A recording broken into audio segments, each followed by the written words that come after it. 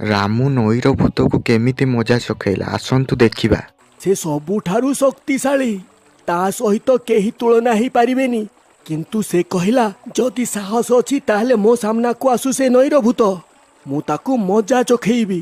ଏତିକି ଶୁଣି ନଈର ଭୂତ ରାଗରେ ଜର ଜର ହୋଇଗଲା ଆଉ ରାଗରେ କହିଲା, ଆଚ୍ଛା ନେଇକି ଚାଲ ମତେ ସେ ଭୂତ ପାଖକୁ। ଏତେ ସାହସ ତାର, ସେ ମତେ ଆହ୍ୱାନ ଦବ। ଆଜି ମୁଁ ପ୍ରଥମେ ତାର ବୁଦ୍ଧିକୁ ଫେରି ଆଣିବି, ତାପରେ ତତେ ଖାଇବି। ମୁଁ ଥିଲା କି କୌଣସି ପ୍ରକାରେ ସେ ନଈରୁ ବାହାରକୁ ବାହାରି ଯାଉ।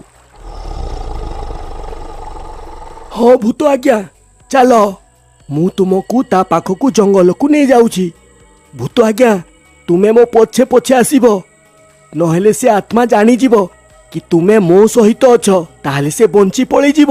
ତୁ ଠିକ କହୁଛୁ, ଚାଲ ତୁ ଆଗରେ ଚାଲ। ରାମୁ ନଈର ଭୂତ ସହିତ ଏମିତି କ'ଣ କଲା ଜାଣିବାକୁ ହେଲେ ଭିଡ଼ିଓକୁ ଲାଇକ୍ କରିକି ଚ୍ୟାନେଲକୁ ସବସ୍କ୍ରାଇବ୍ କରିଦିଅନ୍ତୁ।